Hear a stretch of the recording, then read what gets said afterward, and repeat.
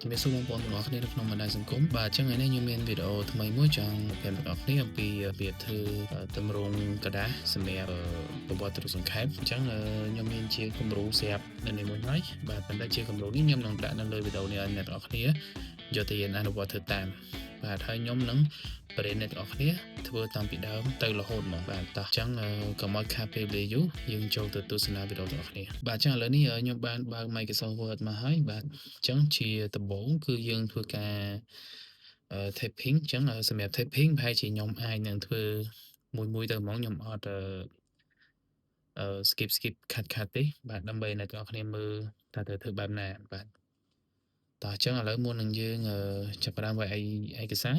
ជាដំបូង Microsoft Word គឺយើងត្រូវការរៀបចំនៅប្រភេទกระดาษសិនណាបាទអញ្ចឹងយើងចូលទៅក្នុងlayout បាទហើយយើងយកពាក្យថា size បាទអញ្ចឹង size កន្លែងនេះគឺយើងដាច់ខាតត្រូវតែយក A4 បាទបើយើងខុសពីຂະຫນាតហ្នឹងនៅពេលដែលយើង print មកវាអត់ដូចពេលដែលយើងធ្វើទេបាទព្រោះដោយសារម៉ាស៊ីន print ទូទៅគឺយើងប្រើกระดาษ A4 ណាបាទអញ្ចឹងយើងចុច A4 មកបាទបន្តមកទៀតកន្លែង page setup នេះយើងយកខាងក្រោមនេះមួយដើម្បីកំណត់ទៅលើ margin បាទអញ្ចឹងជាទូទៅកន្លែងនេះគឺខណៈជា inch ទេសម្រាប់កុំព្យូទ័រអ្នកទាំងអស់គ្នាបាទតែបើសម្រាប់កុំព្យូទ័រខ្ញុំគឺខ្ញុំបានបដូរទៅជា millimeter រួចរាល់ហើយបាទអញ្ចឹងយើងដាក់12 millimeter ទៅបាទអញ្ចឹងបានន័យថាគម្លាតពីអក្សរទៅគែមកระดาษហ្នឹងគឺសល់12 millimeter បាទអញ្ចឹងគឺប៉ុណ្ណឹងល្មមមិនទូចមិនធំហើយយើង print មកគឺល្មមមើលមែនតើបាទអញ្ចឹងយើងចុចអូខេបាទអញ្ចឹងយើងឃើញបន្ទាត់ខាងលើនេះវារៀងខិតមកនេះតិចយ៉ាងដោយសារអីយើងកំណត់មុនថ្មីណាបាទតោះអញ្ចឹងឥឡូវយើងចាប់ផ្ដើមវាយបាទអញ្ចឹងសម្រាប់ការងារជាភាសាខ្មែរចេះយើងអាចវាយជាអក្សរខ្មែរ OS ធម្មតាសិនទៅហើយចាំយើងប្រូរខឲ្យថាមួយណាជាអក្សរឆ្លាក់មួយណាជាអក្សរធម្មតាបាទអញ្ចឹងខ្ញុំយកខ្មែរបាត់ដំបងបាទហើយទំហំខ្ញុំយក12អូខេបាទអញ្ចឹងខ្ញុំចាប់ផ្ដើមវាយបាទជាទូទៅគឺបាវចនាជាតិគឺត្រូវតែនៅលើគេហើយបាទកម្ពុជា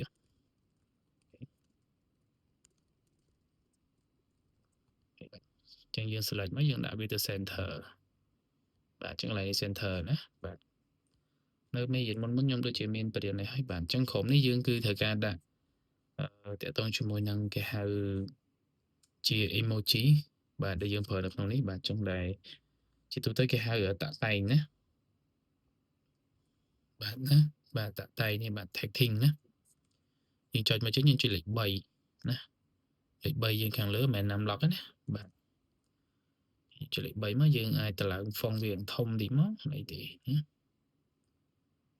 បាទតមកទៀតខាងក្រោមនេះគឺយើងដូរទៅខ្មែរធម្មតាវិញបាទតមកទៀតខ្ញុំសរសេរបាទខ្ញុំបីជីវប្រវត្តិសង្ខេបបាទហើយកន្លែងនេះគឺយើងក្នុងឯកសារនេះតាមយើងមើលទៅបាទអញ្ចឹងខ្ញុំដាក់ឲ្យមើលចេះហ្មងបាទអញ្ចឹងគឺវាមានបន្ទាត់កន្លែងនេះត្រង់ស្មើចេះបាទអញ្ចឹងជាទូទៅគឺយើងត្រូវការប្រើ tape បើយើងអត់ប្រើ tape ទេគឺយើងចុចមួយឲ្យហ្នឹងយើងកន្លែងបំពេញហ្នឹងគឺពិបាកស្រីមែនតើបាទអញ្ចឹងកុំឲ្យពិបាកគឺយើងត្រូវការប្រើ tape បាទអញ្ចឹងប្រើ tape គឺយើងប្រើតែ left tape មួយទេបាទអញ្ចឹងកន្លែងនេះយើងវាយមកសិនមកបាទនាមបកោនិងនាមខ្លួនបាទអញ្ចឹងនៅពេលដែលកន្លែងចុច2នេះណាអញ្ចឹងគឺកន្លែងតែមាន tape មួយហើយអញ្ចឹងខ្ញុំដាក់លេខនេះមកបាទហើយបន្តមកទៀតនៅខាងក្រោយនេះមួយទៀតណាបាទខ្ញុំដាក់ដល់ត្រឹម108ទេបាទអញ្ចឹងក្នុងនេះគឺយើងត្រូវការ double click លើហ្នឹងបាទអញ្ចឹងយើងយកលេខ108ក្រោយគេនេះបាទអញ្ចឹងយើងដាក់ចុចហើយយើង set ហើយអ្នកនរនេះអូខេមកបាទអញ្ចឹងកន្លែងនេះយើងគ្រាន់តែចុច2ទេបាទហើយយើងថែមមួយទៀតគឺវាចេញឲ្យអូតូម៉ាទិកបាទអញ្ចឹងយើងអត់ពិបាកវាយទេបាទអញ្ចឹងមានប៉ុណ្ណឹងហើយក្នុងនេះដែរគឺមានកន្លែង page ចេញយើងថែម page នេះមួយទៀតមកបាទកន្លែងនេះ page ខ្ញុំសេឲ្យមកបាទកន្លែងនេះសញ្ជាតិនេះខ្ញុំវាយតាមតារាងរបស់គេ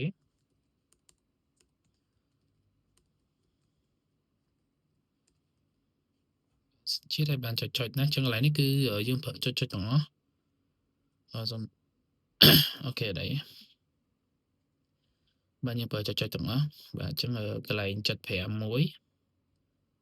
set និង120នេះមួយទៀតណា set យើងអូខេបាទអញ្ចឹងខាងក្រោយនេះគឺយើងចុច tab មួយទៀតមកវាចេញ automatic ហើយបាទហើយយើង enter មួយបាទខាងក្រោមនេះគឺយើងអាចអូសពីនេះចោលទៅបាទ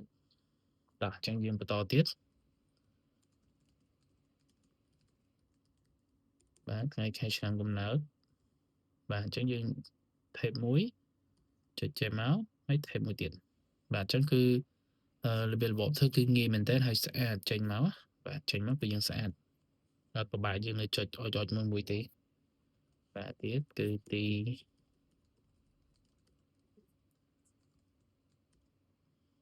បាទទីលេខកំណើតចឹងខ្ញុំដាក់មួយ enter មកបាទកន្លែងហ្នឹងយើង type មួយទៀតបាទអញ្ចឹងយើង enter អញ្ចឹងកន្លែងនេះគឺយើងមានដំបូងគេគឺភូមិបាទអញ្ចឹងខ្ញុំកំណត់លេខនេះមួយទៀតមកបាទដូចជាស្រុកសំទោសឃុំយើងអាច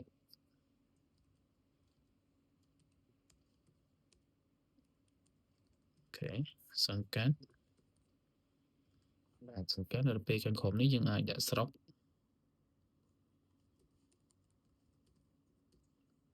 បាទស្រុកឬក៏កន្លែងនេះខណ្ឌបាទយើងកំណត់មួយទៀតមកបាទនៅខាងនេះមកក៏បានដែរយើង type មួយទៀតចឹងកន្លែងនេះខេត្ត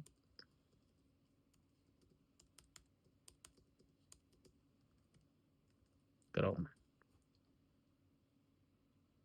បាទអញ្ចឹងយើងកំណត់កន្លែងនេះឡើងវិញតិច120នេះបាទ set អូខេ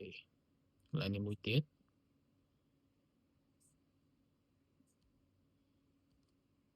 សំទោសកន្លែងលេខ90ជាអូខេមកបាទអញ្ចឹងឥឡូវយើងចូលទៅកាន់ខាងក្រោមមួយទៀតតាក់ទងជាមួយនឹងកម្រិតវប្បធម៌បាទ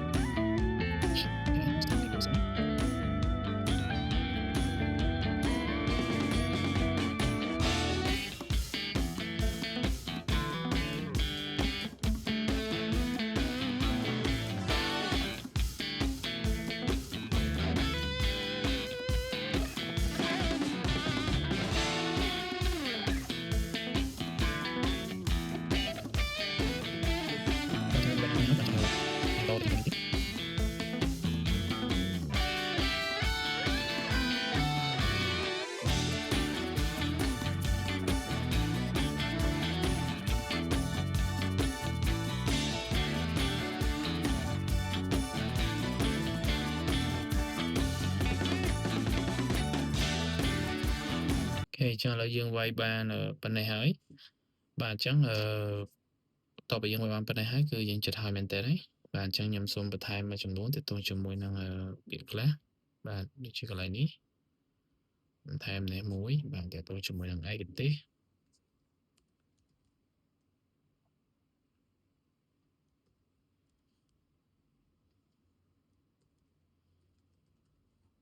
បាទកន្លែងនេះយើងដាក់ឆ្នាំអូខេយើង double click មកបាទអញ្ចឹងកន្លែងលេខ137នេះមួយបាទយើង set ហើយនឹង95យើង set ហើយនៅអូខេបាទបន្តមកទៀតតើតើជាមួយនឹងឈ្មោះប្តីប្រពន្ធនេះគឺត្រូវមានមុខរបរមួយដែរអាចចេញចុច tab មកបាទអញ្ចឹងយើងបើកកន្លែងហ្នឹងមួយទៀត ខេកន្លែងនេះកូនក្នុងបន្ទប់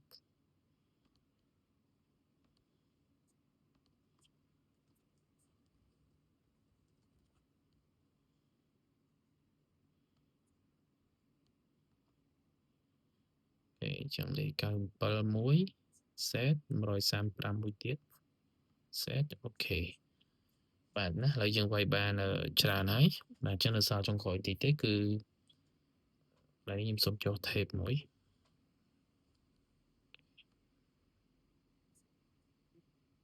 អូខេបាទតើអញ្ចឹងនៅខាងក្រោមបន្តមកទៀតតទៅជាមួយនឹងការបរិច្ឆេទហត្ថលេខានិងឈ្មោះបាទ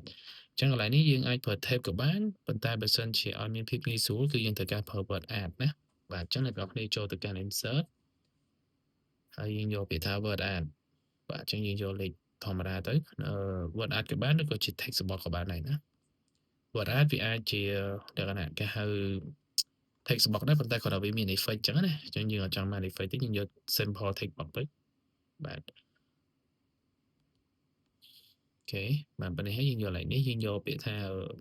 behind ឬក៏ in front ណាមួយណាក៏បានដែរអូខេអញ្ចឹងកន្លែងនេះយើងលុបមកយើងសេពាក្យ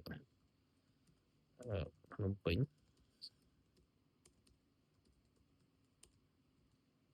ទីបាទកន្លែងចុចនេះគឺយើងមិនចាំបាច់ប្រើ tape ប្រើអីទេព្រោះដោយសារអីយើងមិនប្រើប្រាស់ចង់និយាយថាច្រើនណាវាតិចតួចអញ្ចឹងយើងចុចធម្មតាទៅវាងាយស្រួលដែរណាបាទ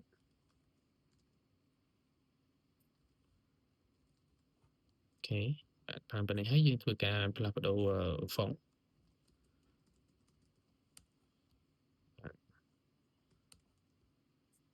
ហើយយើងដាក់ center មកបាទអញ្ចឹងយើងអាចអូសវាបានទេណាបាទអញ្ចឹងយើងដាក់ពីឡើងនេះមកអូ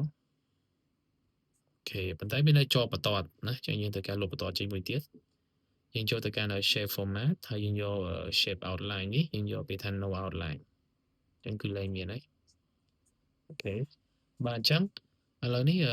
ខ្ញុំសូមចេញតិចបាទអញ្ចឹងឥឡូវឯកសាររបស់យើងវាយបានប៉ុណ្ណេះហើយគឺស្អាតហើយបាទអញ្ចឹងយើងនៅស្ទើរទីទួយទេគឺតាក់ទងជាមួយនឹង font បាទអញ្ចឹងយើងត្រូវការ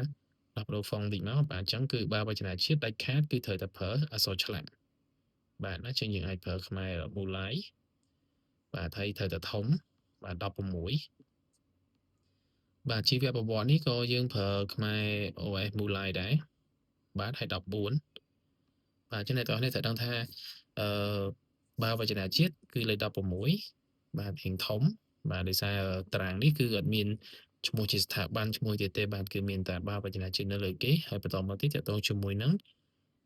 ចំណងជើងនៃឯកសារហ្នឹងបាទអញ្ចឹងយើងប្រើលេខ14ហើយដល់ពេលដែលសាច់អក្សរខាងក្នុងគឺយើងប្រើលេខ12អញ្ចឹងឡើងនេះទៀតគឺយើងប្រើលេខ14ដែរណាបាទហើយប្រើអក្សរឆ្លាក់សំទោសលេខនេះ12ទេបាទដោយឈ្មោះស្ថាប័នអានឹងមិនយើងដាក់ណាបាទអញ្ចឹងអឺพอយើងរួចរាល់ហើយប៉ុន្តែខ្ញុំមើលទៅតារាងនេះមានអារម្មណ៍ថាវារៀងទូចជាងกระดาษបាទអញ្ចឹងយើងធ្វើការបរិយាយតិចទៅដើម្បីឲ្យការបំពេញក៏មានគម្លាតដែរណាអញ្ចឹងយើងចូលទៅកាន់ទៅជាមួយនឹង paragraph បាទអញ្ចឹងយើង select មកនេះមក 1.15 1.5 មកឬក៏2ចុចវែងពេកណាអញ្ចឹងយើងអាចធ្វើ 1.5 សមរម្យបាទអញ្ចឹងកន្លែងនេះពាក្យ paragraph នេះបានន័យថានៅពេលដែលយើងចុះបន្តហ្នឹងតើយើងកំណត់យកខ្នាតប៉ុណ្ណាបាទបើសិនយើងដាក់រៀងឆ្ងាយទៅអ្នកបំពេញក៏គាត់សួរតាមនឹងដែរបាទអូខេអញ្ចឹងកន្លែងនេះមួយខ្ញុំប្រាប់អ្នកទាំងអស់នេះទៀតហើយតើតងជាមួយនឹងកន្លែងបំពេញដូចថាឥឡូវ page ណាខ្ញុំដាក់នៅខាងមុខនេះគឺកន្លែងហ្នឹងអត់ត្រឹមត្រូវទេយើងត្រូវការទាញវាមកមុខប៉ុណ្ណេះមកបាទសញ្ជាតិនេះក៏នេះដែរណាបាទសុំទោសអឺទីដល់នេះមកបាទ page នេះក៏នៅនេះដែរព្រោះអ្នកទាំងអស់នេះត្រូវដឹងថាឈ្មោះហើយនឹងនាមបកគោហ្នឹងគឺវាច្រើនវាវែង page មានតែប្រុសហើយស្រីទេជួនកាលគេសេតបហើយសទៀតសញ្ជាតិគឺសញ្ជាតិខ្មែរហើយបាទអញ្ចឹងកន្លែងខ្លះដែលយើងត្រូវបំពេញគឺយើងត្រូវដឹងថាមួយណាវែងមួយណាខ្លីបាទកន្លែងហ្នឹងគឺសំខាន់ដែរ យើងធ្លាប់មានអ្នកខ្លះដូចមុនហ្នឹងអញ្ចឹងគឺខ្ញុំដាក់ឈ្មោះខ្លីដល់ពេលដាក់ភេទវែងអញ្ចឹងគាត់អ្នកបំពេញមកគឺអត់ត្រូវទេអូខេអញ្ចឹងឥឡូវសម្រាប់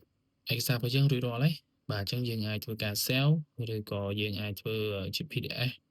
ដើម្បីយើងអាច print ចេញហើយយើងទុកផលឬក៏យើងអាប់ដេតដាក់ថែមឈ្មោះស្ថាប័ននេះទៅក៏បានដែរបាទអញ្ចឹងឥឡូវយើងមានវីដេអូតែប៉ុណ្្នឹងទេបាទអញ្ចឹងអរគុណអ្នកទាំងអស់គ្នាដែលបានទស្សនាវីដេអូនេះហើយបើពេញចិត្តសូមចុច like និង subscribe channel នេះផងបាទដើម្បីមានទឹកចិត្តធ្វើបន្តទៅមុខទៀតហើយបើមានចម្ងល់អ្វីឬក៏ការស្នើសុំអ្វីអ្នកទាំងអស់គ្នាអាច comment នៅខាងក្រោមវីដេអូនេះបានអញ្ចឹងកុំភ្លេចគ្រប់គ្រងផងបាទអរគុណច្រើនបាយបាយ